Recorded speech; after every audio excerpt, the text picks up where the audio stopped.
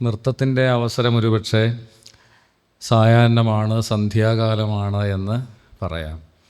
Indian പാരമ്പര്യത്തിൽ നൃത്തത്തിൻ്റെ മൂർത്തി നടരാജനായ ശിവനാണ്. ശിവൻ്റെ സായാഹ്ന നൃത്തത്തെപ്പറ്റി കാളിദാസൻ്റെ മേഘസന്ദേശത്തിൽ നമ്മൾ വായിക്കുന്നുണ്ട്.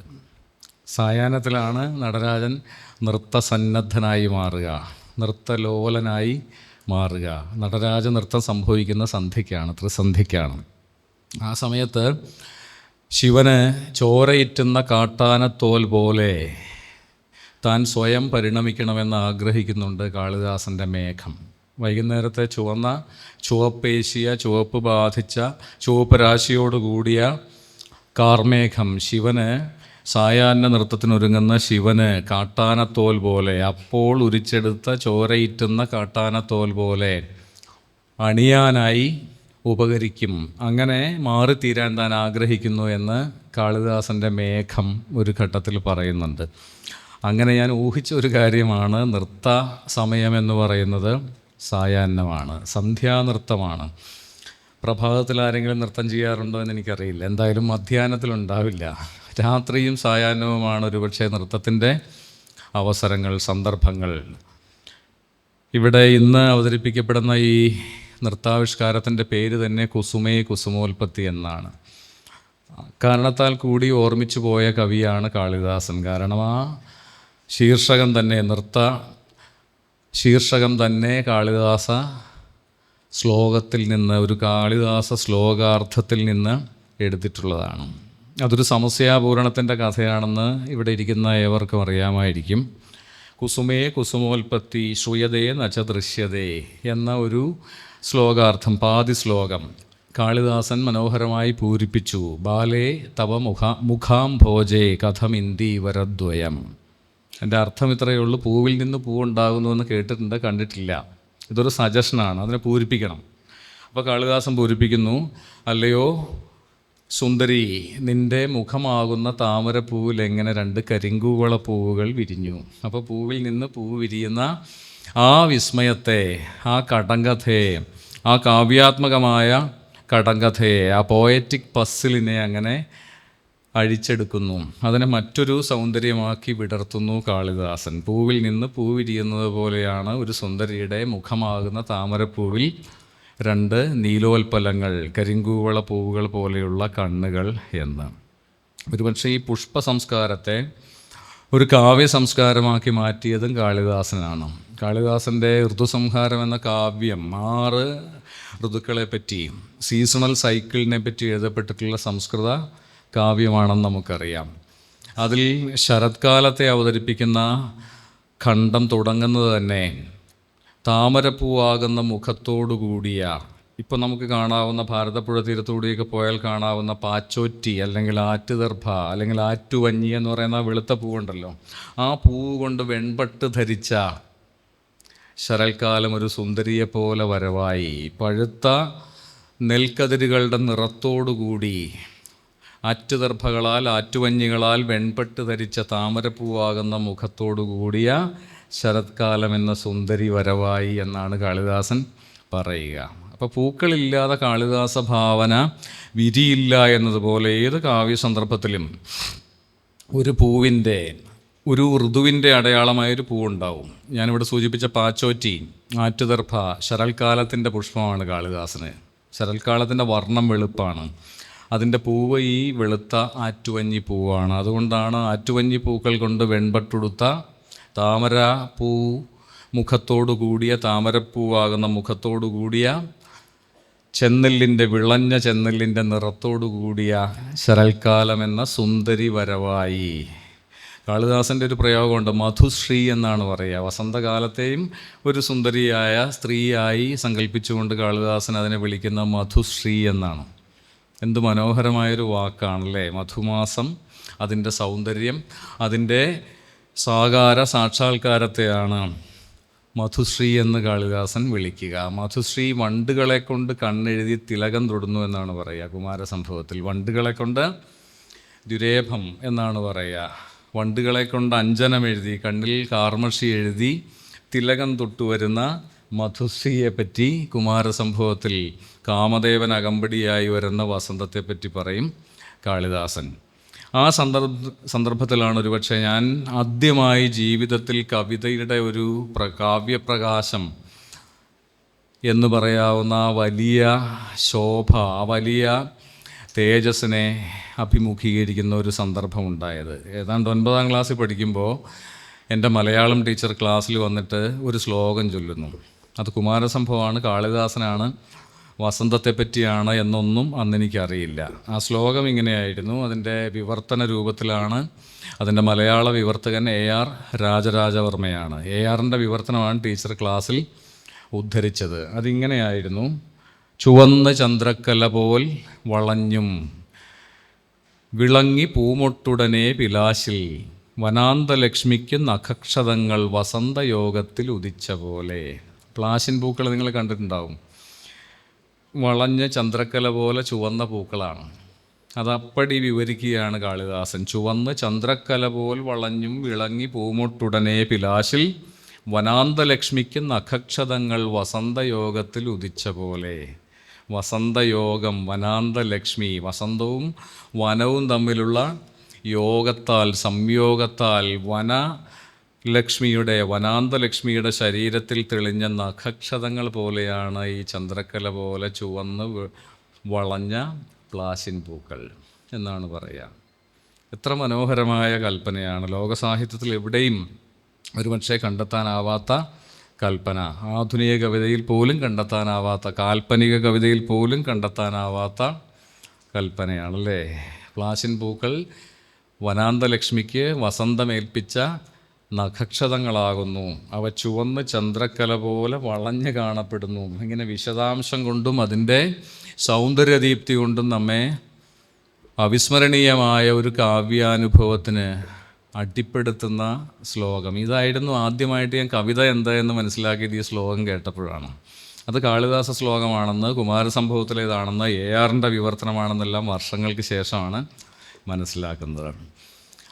അങ്ങനെ കാളിദാസൻ പൂക്കളുടെ കവിയായി, അല്ലേ? ശകുന്തളയുടെ ഏറ്റവും പ്രിയപ്പെട്ട മുല്ലവള്ളിക്ക് വനജ്യോത്സ്ന എന്ന പേരിട്ട കവിയാണ്. ആ വനജ്യോത്സ്നയ്ക്ക് വെള്ളം കൊടുക്കാതെ അവൾ ജലപാനം ചെയ്യാറില്ല എന്നെഴുതിയ കവിയാണ്. കുമാരസംഭവത്തിൽ തന്നെ ഘടസ്ഥനങ്ങൾ കൊണ്ട് തൻ്റെ ആശ്രമവാടിയിലെ ചെടികൾക്ക് പയസ് നൽകി പാർവതി എന്നെഴുതിയ കവിയാണ് കാളിദാസൻ. ആ പ്രയോഗം നോക്കുക, തൻ്റെ ഘടസ്ഥനങ്ങൾ കൊണ്ട്. ഒരു അമ്മ കുഞ്ഞിന് പാല് നൽകുന്നത് പോലെ കുടത്തിലെ നീർ പകർന്ന് തൻ്റെ ആശ്രമവൃക്ഷങ്ങളെ, ആശ്രമത്തിലെ സസ്യങ്ങളെയും ലതകളെയും പോറ്റി പുലർത്തി പാർവതി എന്നാണ് പറയുക. തപസ് ചെയ്യുമ്പോൾ പാർവതി ഒഴിഞ്ഞു വീഴുന്ന ഇലകൾ പോലും ഭക്ഷിച്ചില്ല. അങ്ങനെ അപർണ എന്ന പേരും കിട്ടി ആ കാളിദാസ നായികയ്ക്ക്. ഇത്രമാത്രം സെൻസിറ്റീവായി പ്രകൃതിയെ കാണുകയും ആവിഷ്കരിക്കുകയും പ്രത്യേകിച്ച് പൂക്കളെ ഒരു കവി നമുക്കില്ല. ആ കവിയിൽ നിന്നാണ് ഈ നൃത്താവിഷ്കാരത്തിൻ്റെ പേര് കുസുമോൽപ്പത്തി, അല്ലേ? നമ്മുടെ സങ്കല്പത്തിൽ, നമ്മുടെ കവിതാ പാരമ്പര്യത്തിൽ പൂക്കൾ എന്ന് പറയുന്നത് കാമദേവൻ്റെ അസ്ത്രങ്ങളാണ്, അല്ലേ? അരവിന്ദം, അശോകം, ചൂതം ച നവമാലിക. താമര, അശോകം, ചൂതം എന്ന് പറയുന്ന മാമ്പൂവ്, ഈ 5 പൂക്കളാണ് കാമദേവൻ്റെ അസ്ത്രങ്ങൾ എന്ന പൂവ് കൊണ്ട് മുറിപ്പെടുത്താം. പൂവ് കൊണ്ട് ഒരു ഹൃദയം ചഞ്ചലമാക്കി തീർക്കാം, ഒരാളുടെ ഹൃദയത്തിൽ പ്രവേശിക്കാം എന്നുകൂടിയാണ് ഈ സങ്കല്പത്തിൻ്റെ അർത്ഥം. അല്ലാതെ കാമദേവൻ എവിടെയും ഒളിഞ്ഞിരുന്ന് അമ്പ് എയ്യുന്നില്ല. കാമദേവൻ്റെ ഈ വില്ലിലെ ഞാൺ എന്ന് പറയുന്ന വണ്ടുകളാണ് എന്ന് പറയും. അപ്പോൾ വണ്ടുകളും പൂക്കളും ചേർന്ന് സൃഷ്ടിക്കുന്ന ഒരു ഉന്മാദാവസ്ഥയുടെ പേരാണ് പ്രണയം എന്ന് പറയാനാണ് കാളിദാസൻ ഒരുപക്ഷെ, അല്ലെങ്കിൽ നമ്മുടെ കവികൾ ഈ സങ്കല്പം തലമുറകളായി, നൂറ്റാണ്ടുകളായി ഇത്തരം സങ്കല്പങ്ങൾ രൂപപ്പെടുത്തിയ നമ്മുടെ കവികൾ പറയാൻ ശ്രമിച്ചത്. വസന്തം, പൂക്കൾ, വണ്ടുകൾ ഇതെല്ലാം ചേരുമ്പോൾ ഉണ്ടാകുന്ന ഒരു മാനസിക വിടർച്ചയുടെ പേരാണ് പ്രണയം, ശൃംഗാരം എന്ന് പറയാൻ വേണ്ടി നമ്മുടെ പൂർവികർ കെട്ടിച്ചമച്ച ഒരു കഥയാണ് കാമദേവൻ. കാമദേവൻ്റെ പഞ്ചശരങ്ങളായ പൂക്കൾ, അല്ലേ? ലോകത്ത് എവിടെ ഉണ്ടാവില്ല. നമ്മൾ ഗ്രീക്ക് മിഥോളജിയിൽ ഇറോസ് ആൻഡ് വീനസ് എന്നൊരു സങ്കല്പമുണ്ട്. പക്ഷേ അവിടെയൊന്നും ഈ പുഷ്പശരം എന്നുള്ളൊരു സങ്കല്പമില്ല. പൂക്കൾ അസ്ത്രങ്ങളായി മാറുക, അത് ഹൃദയത്തിൽ കൊള്ളുക, അതോടുകൂടി ആ അസ്ത്രമേൽക്കുന്നവനോ അസ്ത്രമേൽക്കുന്നവളോ മറ്റൊരാളിൽ അനുരക്തനോ അനുരക്തയോ ആയി മാറുക എന്നുള്ള ഈ സങ്കല്പം ലോകത്തൊരിടത്തും ഉണ്ടാവില്ല. പൂക്കൾ കൊണ്ടുള്ള അഗ്രഷനാണല്ലോ അല്ലേ, പൂക്കൾ കൊണ്ടുള്ള ഒരു തരം കീഴടക്കലിനെയാണ് ഈ പുഷ്പശരങ്ങളെന്ന് പറയുക. അതിൽ രണ്ടാമതോ മൂന്നാമതോ പറഞ്ഞ അരവിന്ദം, അശോകം, ചൂതം, മാവ്, മാമ്പൂവിൻ്റെ പേരാണ്. മാവുകൾ പൂക്കുന്ന ഒരു മാസത്തിലാണ്, ഇവിടെ ടീച്ചർ പറഞ്ഞതുപോലെ മകരമാസത്തിൽ ഇരുന്നു കൊണ്ടാണ് നമ്മൾ പൂക്കളെപ്പറ്റി സംസാരിക്കുന്നത്. വഴി നീള മാവുകളിങ്ങനെ പൂത്ത് മണം പരത്തി നിൽക്കുന്ന ഒരു മാസമാണ്. ഈ മാമ്പൂ എന്ന് പറയുന്നത് മലയാളിയെ സംബന്ധിച്ച് ഒരു ദേശീയ പുഷ്പമാണല്ലേ. മലയാളിയുടെ ദേശീയ പുഷ്പം കൊന്നയാണ്, പക്ഷേ മാമ്പൂവായിരുന്നു വാസ്തവത്തിൽ മലയാളിയുടെ സംസ്ഥാന പുഷ്പമായി മാറേണ്ടിയിരുന്നത്. കാരണം നമ്മുടെ ഒരു കാവ്യവൃത്തത്തിൻ്റെ പേര് പോലും ആകന്ത മഞ്ജരി എന്നാണ്. ആ താരാട്ട് വൃത്തത്തിൻ്റെ, താരാട്ട് ഈണത്തിലുള്ള വൃത്തത്തിൻ്റെ, കൃഷ്ണഗാഥയുടെ വൃത്തത്തിൻ്റെ പൂർണ്ണ നാമം എന്ന് പറയുന്നത്, അതിൻ്റെ മുഴുപേര് എന്ന് പറയുന്നത് മാകന്ത മഞ്ജരി എന്നാണ്. മാവിൻ്റെ പൂങ്കുല എന്നാണ്. എന്ത് മനോഹരമായ പേരാണ് എന്ന് ആലോചിച്ച് നോക്കുക. പിന്നെ അശോകം, അശോകത്തെപ്പറ്റി മറ്റൊരു കവി ഇടശ്ശേരി അശോകമഞ്ജരി എന്ന് പറഞ്ഞിട്ടൊരു കവിത എഴുതിയിട്ടുണ്ട്. അത് തൻ്റെ ഭാര്യയോട് തനിക്ക് യൗവനത്തിലും വിവാഹത്തിന് മുൻപും അതിനുശേഷവും വാർദ്ധക്യത്തിലും തോന്നുന്ന പ്രണയത്തെ പറ്റിയാണ്. ആ അശോകം അന്നും ഇവിടെ ഉണ്ടായിരുന്നു, ഇപ്പോഴും ഉണ്ട്. അതിൽ ചുവപ്പും മഞ്ഞയുമായി തീജ്വാലകൾ പോലെയുള്ള പൂക്കൾ ഇപ്പോഴും വിരിഞ്ഞു നിൽക്കുന്നു എന്നാണ് വാർദ്ധക്യത്തിലെത്തിയ കവി വൃദ്ധയായ ഭാര്യയോട് പറയുക. ഇപ്പോഴും ആ ജ്വാലാതലങ്ങളുടെ ചുവപ്പും മഞ്ഞയും കാന്തിയും കുറഞ്ഞിട്ടില്ല. നമ്മുടെ പ്രണയത്തിനും ചൂടോ ശോഭയോ സൗന്ദര്യമോ തെല്ലും കുറഞ്ഞിട്ടില്ല എന്ന് പറയാൻ വേണ്ടി ഇടശ്ശേരി കണ്ടെത്തിയ ഒരു രൂപകമാണ് അശോകമഞ്ജരി, പൂത്തു നിൽക്കുന്ന അശോകം. ഈ അശോകത്തെപ്പറ്റി മനോഹരമായ ഒരു കവിസങ്കല്പമുണ്ട് നമുക്ക്. സുന്ദരികളായ സ്ത്രീകൾ ചിലമ്പിട്ട കാൽ കൊണ്ട് ചവിട്ടിയാൽ അശോകം പുഷ്പിക്കുമെന്നാണ് പറയുക. വേണമെങ്കിൽ പരീക്ഷിച്ച് നോക്കാവുന്നതാണ്. പുഷ്പിച്ചോളണമെന്നില്ല, നിരാശപ്പെടാനും ഇല്ല. അത് മനോഹരമായൊരു കവി സങ്കേതം എന്നാണ് ഇത്തരം സങ്കല്പങ്ങളെക്കുറിച്ച് പറയുക. അതുപോലെ സുന്ദരികൾ കവിൾ കൊണ്ട മദ്യം ചുവട്ടിൽ കടക്കലൊഴിച്ചാൽ പൂക്കുന്ന ചെടികളെ പറ്റിയുള്ള സങ്കല്പവും ഉണ്ട്. ഇതെല്ലാം മനുഷ്യൻ എങ്ങനെയെല്ലാം പ്രകൃതിയെ, സൗന്ദര്യത്തെ, സ്ത്രീ സൗന്ദര്യത്തെ, പ്രകൃതി സൗന്ദര്യത്തെ, പൂക്കളുടെ സൗന്ദര്യത്തെ ഒരു കവിതയാക്കി മാറ്റുന്നു, ഭാവനാത്മകമായി പുനർനിർവചിക്കുന്നു എന്നതിൻ്റെ ചില സാക്ഷ്യങ്ങളാണ്. അങ്ങനെയൊന്നും അക്ഷരാർത്ഥത്തിൽ സംഭവിച്ചു കൊള്ളണമെന്നില്ല. പക്ഷേ മനുഷ്യനും പ്രകൃതിയും തമ്മിൽ ഒരു പൂത്തു നിൽക്കുന്ന ഒരു മരം ഒരു സുന്ദരിയായ സ്ത്രീയെപ്പോലെയാണ്. അവർ തമ്മിൽ അത്രമേൽ അടുപ്പമുണ്ട് എന്നെല്ലാം നമ്മളിപ്പോൾ എക്കോ എസ്തറ്റിക്സ് എന്നൊക്കെ പറയില്ലേ, അതുപോലെ സ്ത്രീ പ്രകൃതി തന്നെയാണ്, പ്രകൃതിയുടെ ഭാഗമാണ്. സ്ത്രീ സൗന്ദര്യവും പ്രകൃതി സൗന്ദര്യവും, ഒരു പൂമരത്തിൻ്റെ സൗന്ദര്യവും പൂക്കളുടെ സൗന്ദര്യവും ഒരു സ്ത്രീയുടെ സൗന്ദര്യവും അത്രമേൽ സമീപസ്ഥമാണ് എന്ന് മാത്രമേ നാം ഇതിൽ നിന്ന് മനസ്സിലാക്കേണ്ടതുള്ളൂ. ഈ അടുത്ത കാലത്ത് വായിച്ച ഒരു ഇന്ത്യൻ നാടോടി കഥയിൽ പറയും, പൂമരമായി മാറുന്ന ഒരു പെൺകുട്ടിയെ പറ്റിയുള്ളൊരു കഥയാണ്. ഇവൾ വളരെ ദരിദ്രയായിരുന്നു, അമ്മ വിധവയാണ്, അച്ഛനില്ല, മറ്റൊരു സഹോദരി കൂടിയുണ്ട്. അപ്പോൾ കുടുംബം പുലർത്തുന്നതിന് വേണ്ടി ഇവൾ സ്വയം ഒരു പൂമരമായി മാറാൻ തീരുമാനിക്കുന്നു. ഈ പൂമരത്തിൻ്റെ പൂക്കൾ എടുത്ത് രാജകൊട്ടാരത്തിൽ വിൽക്കാൻ മൂത്ത സഹോദരിയോട് ഇവൾ ആവശ്യപ്പെടുന്നു. പൂമരമായി മാറുന്നതിന് വേണ്ടി ഇവളിങ്ങനെ ധ്യാനിച്ചിരിക്കും. അപ്പോൾ ഒരു കുടം വെള്ളം തലയിൽ ഒഴിച്ചാൽ പെട്ടെന്ന് ഇവളൊരു പൂമരമായി മാറും. അസാധാരണ ഭംഗിയുള്ള പൂക്കൾ ഉണ്ടാകുന്ന ഒരു പൂമരമായി മാറും. പൂക്കൾ വളരെ കരുതലോടെ ശ്രദ്ധാപൂർവം ശേഖരിച്ചതിന് ശേഷം മറ്റൊരു കുടം വെള്ളം തലയിൽ ഒഴിച്ചാൽ ഇവൾ വീണ്ടും പഴയ പെൺകുട്ടിയായി മാറും. ഇതിങ്ങനെ ആവർത്തിച്ചപ്പോൾ ഈ പൂക്കളുടെ ഭംഗിയും സൗരഭ്യവും അസാധാരണത്വവും കണ്ട്, അപൂർവതയും കണ്ട് രാജകുമാരൻ ഈ പൂക്കളുടെ ഉറവിടം അന്വേഷിച്ച് ഇവളുടെ വീട് വരെ ചെന്നു. അവിടെ ഒരു പൂമരവുമില്ല, ഒരു പൂ പോലുമില്ല. അപ്പോൾ ഇതിൻ്റെ രഹസ്യം കണ്ടെത്താൻ വേണ്ടി അവിടെ ഒളിഞ്ഞിരുന്ന ഇയാൾ ഈ രംഗം കണ്ടു. ഒരു പെൺകുട്ടി പൂമരമായി മാറുന്നു. പൂ പറിച്ചതിന് ശേഷം അവൾ വീണ്ടും ആ പെൺകുട്ടിയുടെ പൂർവ്വരൂപത്തിലേക്ക് മടങ്ങുന്നു. അപ്പോൾ ഇയാൾക്ക് പെട്ടെന്ന് ഒരാഗ്രഹം, ഈ പൂമരമായ പെൺകുട്ടിയെ വിവാഹം കഴിക്കണം. ഒരു പൂമരത്തെയും പെൺകുട്ടിയെ ഒരുമിച്ച് വിവാഹം കഴിക്കാനുള്ള ഒരു അപൂർവ അവസരമാണല്ലോ. വിവാഹം കഴിച്ചു. അപ്പോൾ ഏതാനും ദിവസങ്ങൾ കഴിഞ്ഞിട്ടും പെൺകുട്ടിയോടൊന്നും ഈ തൻ്റെ ഭാര്യയായ നവവധുവായ പെൺകുട്ടിയോട് ഒന്നും മിണ്ടുന്നില്ല, സംസാരിക്കുന്നില്ല രാജകുമാരൻ. അപ്പോൾ ഇവൾ ചോദിച്ചു, എന്താണ് എന്നോട് ഇത്ര നീരസം? അപ്പോൾ രാജകുമാരൻ പറഞ്ഞു, നീ ഒരു രഹസ്യം എന്നിൽ നിന്ന് മറച്ചു വയ്ക്കുന്നുണ്ട്. നീ ഒരു പെൺകുട്ടി മാത്രമല്ല, നീ ഒരു പൂമരം കൂടിയാണ്. നിനക്കൊരു പൂമരമായി മാറാൻ സാധിക്കും, നിനക്ക് പൂക്കാൻ സാധിക്കും. അതെന്തുകൊണ്ട് നീ എന്നിൽ നിന്ന് മറച്ചു പിടിക്കുന്നു?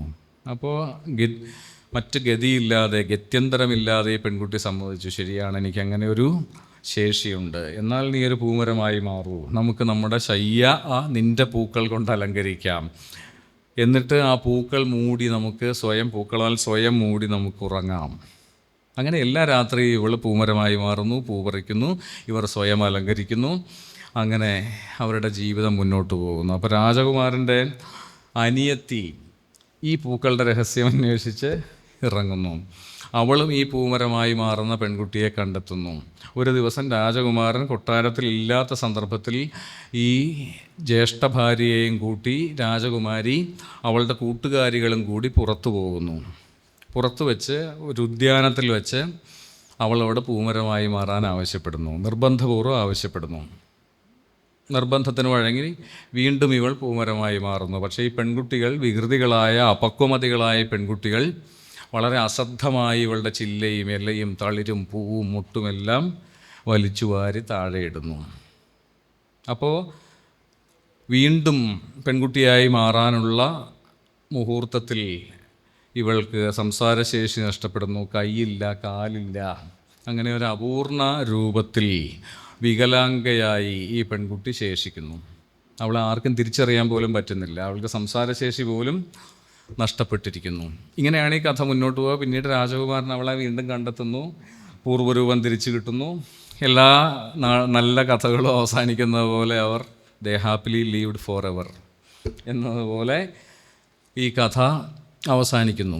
ഈ കഥയുടെ ഒരു പാഠമെന്ന് പറയുന്നത് ഒരുപക്ഷെ പ്രകൃതിയും സ്ത്രീയും തമ്മിലുള്ള ഗാഠമായ അടുപ്പത്തെക്കുറിച്ചുള്ള ഒരു അലിഗറിയായിരിക്കാം, ഒരു ലാക്ഷണിക ആഖ്യാനമായിരിക്കാം ഈ കഥ. വെറും ഒരു കഥയല്ല അത്. എങ്ങനെ ഒരു പെൺകുട്ടി ചൂഷണം ചെയ്യപ്പെടുന്നു എന്നും ഈ കഥ പറയുന്നുണ്ട്. കൂടെ നിർബന്ധപൂർവ്വം ഭർത്താവിന് വേണ്ടി, കുടുംബത്തിന് വേണ്ടി, മറ്റുള്ളവർക്ക് വേണ്ടി അനുദിനം പുഷ്പിക്കേണ്ടി വരുന്ന ഒരു ചെടി എന്ന് പറയുന്നത്, ഒരു പൂമരം എന്ന് പറയുന്നത് ചൂഷിതയായ ഒരു പെൺകുട്ടിയുടെ രൂപകം കൂടി ആണ്. ഇതാണ് നമ്മൾ പ്രകൃതിയോട്, ഭൂമിയോട് ചെയ്തുകൊണ്ടിരിക്കുന്നത് എന്ന് നമ്മുടെ സാമൂഹ്യ അബോധം പറയുന്ന, അതിനുവേണ്ടി സൃഷ്ടിച്ച ഒരു കഥയായിരിക്കാം ഇത്. പൂമരങ്ങളെ ഇങ്ങനെയല്ല പരിചരിക്കേണ്ടത്, അല്ലേ?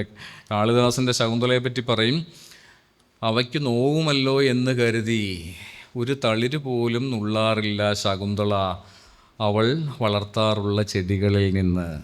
പ്രിയ മണ്ഡനാഭി എന്നാണ് പറയുക. അലങ്കരിക്കാനൊക്കെ ഇഷ്ടമാണ്, ഈ തളിര് കൊണ്ട് സ്വയം അലങ്കൃതയാവാൻ ഇഷ്ടമാണ് ശകുന്തളയ്ക്ക്. പക്ഷേ ആ ചെടിക്ക് നോവുമല്ലോ എന്ന് കരുതി ഒരു തളിര് പോലും പൊട്ടിക്കാറില്ല അവയിൽ നിന്ന് ശകുന്തള എന്നാണ് പറയുക. അതുപോലെ പാർവതി ശിവൻ്റെ അടുക്കലേക്ക് പോകുന്നതിൻ്റെ ഒരു ചിത്രമുണ്ട് കാളിദാസൻ്റെ. നമുക്ക് കാളിദാസനിൽ തന്നെ തുടങ്ങി അവസാനിപ്പിക്കാമെന്ന് ഞാൻ വിചാരിക്കുന്നു. കൂടാതെ കല്യാണ സൗഗന്ധികവും കോട്ടയത്ത് തമ്പുരാൻ്റെ, അതായത് പഴശ്ശിരാജയുടെ ആട്ടക്കഥയിലെ കല്യാണ സൗഗന്ധികം ആട്ടക്കഥയിലെ ഒരു ഭാഗവുമൊക്കെയാണ് ഇവിടെ നൃത്തരൂപത്തിൽ ആവിഷ്കരിക്കുക. നമുക്ക് കാളിദാസനിൽ തുടങ്ങി കാളിദാസനിൽ തന്നെ അവസാനിപ്പിക്കാം. അപ്പോൾ പാർവതി ശിവൻ്റെ അടുക്കലേക്ക് നടക്കുമ്പോൾ, തപസ്വിയായ ശിവൻ്റെ അടുക്കലേക്ക് നടക്കുമ്പോൾ കാളിദാസൻ പറയുക, സഞ്ചാരിണി പല്ലവിതാൽ ലതയവ, സഞ്ചരിക്കുന്ന തളിരിട്ട വള്ളിയെപ്പോലെയാണ്, ലതയെപ്പോലെയാണ്. ചുവന്ന തളിരുകൾ അണിഞ്ഞ സഞ്ചരിക്കുന്ന ഒരു വള്ളിയെ സങ്കല്പിക്കാമെങ്കിൽ, ഒരു ലതയെ സങ്കല്പിക്കാമെങ്കിൽ അതുപോലെയാണ് പാർവതി ശിവൻ്റെ അടുക്കലേക്ക് നടന്നത് എന്ന് പറയും. അങ്ങനെ മാത്രമല്ല, അവളുടെ നിശ്വാസ സൗരഭ്യത്താൽ ആകർഷിക്കപ്പെട്ട അടുത്തു വന്ന വണ്ടുകളെ, നിശ്വാസ സൗരഭ്യമുള്ള പൂമണം പോലെയുള്ള നിശ്വാസത്താൽ ആകർഷ്ടരായി വന്ന വണ്ടുകളെ ഒരു കളിത്താമര കൊണ്ട് ആട്ടിയകറ്റിക്കൊണ്ട് ചുവന്ന പട്ടുടുത്ത പാർവതി സഞ്ചരിക്കുന്ന ചുവന്ന തളിരണിഞ്ഞ ഒരു ലതയെപ്പോലെ ശിവനെ സമീപിച്ചു എന്നാണ് പറയുക. സഞ്ചാരിണി പല്ലവിതാൽ ലതയവ. എന്ത് മനോഹരമായ സങ്കല്പമാണ്, അല്ലേ? ലോകത്ത് എവിടെയും ഉണ്ടാവില്ല, ഷേക്സ്പിയറിലുണ്ടാവില്ല, ഹോമറിലുണ്ടാവില്ല. സഞ്ചരിക്കുന്ന ചെന്തളിരണിഞ്ഞ ലത പോലെ ചുവന്ന വസ്ത്രം ധരിച്ച യുവതിയും സുന്ദരിയുമായ ശിവനിൽ അനുരക്തയുമായ പാർവതി. ഞാൻ നീട്ടുന്നില്ല. നൃത്തത്തെപ്പറ്റി നമ്മുടെ വലിയ നിരൂപകരിൽ ഒരാളായിരുന്ന കുട്ടിക്കൃഷ്ണമാരാരുടെ വളരെ മനോഹരമായൊരു നിരീക്ഷണമുണ്ട്. അതും പൂക്കളുമായി ബന്ധപ്പെട്ടതാണ്. ഈ പൂത്തു നിൽക്കുന്ന ലതകൾ, വള്ളികൾ, വള്ളിച്ചെടികൾ കാറ്റിലാടുന്നത് പോലെയാണ്. അതിൻ്റെ അനുകരണമാണ് നൃത്തം. നിറയെ പൂത്ത ഒരു വള്ളി കാറ്റിലാടുന്നത് കണ്ടിട്ട് ഒരു നർത്തകനോ നർത്തകിയോ അതിനെ ശരീരം കൊണ്ട്, താളാത്മകമായ ലയാത്മകമായ ശരീരവിന്യാസം കൊണ്ട്, ശരീരചലനങ്ങൾ കൊണ്ട്, അംഗവിന്യാസം കൊണ്ട് അനുകരിക്കുമ്പോൾ നൃത്തമുണ്ടാകുന്നു. അപ്പോൾ കാറ്റിലുലയുന്ന, കാറ്റിലാടുന്ന വള്ളിയുടെ അനുകരണമാണ് നൃത്തം. അത് പൂവിട്ട ലതയുടെ സാദൃശ്യം കിട്ടാൻ വേണ്ടിയിട്ടാണ് നർത്തകി മനോഹരമായ കോസ്റ്റ്യൂംസ് ധരിക്കുക. ഒരു വള്ളിച്ചെടിക്ക് പൂക്കളും തളിരുകളും പോലെയാണ് നർത്തകിയുടെ ഉടയാടകൾ, ആഭരണങ്ങൾ. അത് കാറ്റിൽ ഇളകുന്നത് പോലെയാണ് നർത്തകിയുടെ നൃത്താവിഷ്കാരം. ശരീരം കൊണ്ടുള്ള, ലോകത്ത് ശരീരം കൊണ്ടുള്ള ഒരേ ഒരു ആവിഷ്കാരമേ ഉള്ളൂ, അത് നൃത്തമാണ്, അഭിനയമാണ്. ചിത്രകാരൻ്റെ മാധ്യമം ചായക്കൂട്ടുകളാണ്, കവിയുടേത് ഭാഷയാണ്. പക്ഷേ നർത്തകിക്ക് മാധ്യമം അവളവൾ തന്നെയാണ്, സ്വന്തം ശരീരം തന്നെയാണ്. അതുകൊണ്ടാണ് മാരാർ പറയുന്നത്, ഇത് പ്രകൃതിയിലെ ലതകളുടെ ആട്ടം കണ്ടിട്ടാണ് നർത്തകി സ്വയം ഒരു ലതയായി മാറി അതിൻ്റെ അനുകരണമെന്നോണം തൻ്റെ നൃത്ത വൈഭവം ആവിഷ്കരിക്കുന്നത് എന്ന്. ബെർണാഡ് ഷായുടെ മനോഹരമായൊരു നൃത്ത നിർവചനമുണ്ട്. It is the horizontal expression of a vertical desire എന്നാണ് പറയുക. മനുഷ്യന് ഹൊറിസോണ്ടലായിട്ടേ നിലനിൽക്കാൻ പറ്റൂ, ഒരു നിലത്ത് നിന്നിട്ടേ ആടാൻ പറ്റൂ. പക്ഷേ അതിലൂടെ ആവിഷ്കരിക്കപ്പെടുന്ന ഒരു വെർട്ടിക്കൽ ഡിസയറാണ്, ഒരു ലംബമാനമായ ഇച്ഛയുടെ തിരശ്ചീനമായ ആവിഷ്കാരം. നൃത്തം ചെയ്യുമ്പോൾ നർത്തകി മുകളിലേക്കൊരു ജ്വാല പോലെ അല്ലെങ്കിൽ ഒരു പക്ഷിയെപ്പോലെ ഉയർന്നു പോകുന്നുണ്ട്. പക്ഷെ അപ്പോഴും നിലം വിടാതെ ആണ് ഈ വെർട്ടിക്കൽ ഡിസയറിനെ, ലംബമാനമായ ഇച്ഛയെ നർത്തകി ആവിഷ്കരിക്കുക. ഇതിലേറെ ഞാൻ എന്തു പറഞ്ഞാലും, ഒരു വാക്കുകൂടി പറഞ്ഞാൽ അത് അധികപ്പറ്റാകുമെന്നതുകൊണ്ട് ഈ നൃത്ത അനുഭവത്തിന് വേണ്ടി കണ്ണും കാതും തുറന്നിരിക്കുന്ന നിങ്ങളുടെ ഇടയിൽ ഒരു പ്രതിബന്ധമായി നിൽക്കാതെ നിർത്തട്ടെ. എല്ലാ ആശംസകളും നൃത്തത്തിനും, നമ്മൾ കാത്തിരിക്കുന്ന ആ സൗന്ദര്യാനുഭവത്തിനും കലാനുഭവത്തിനും. നന്ദി, നമസ്കാരം.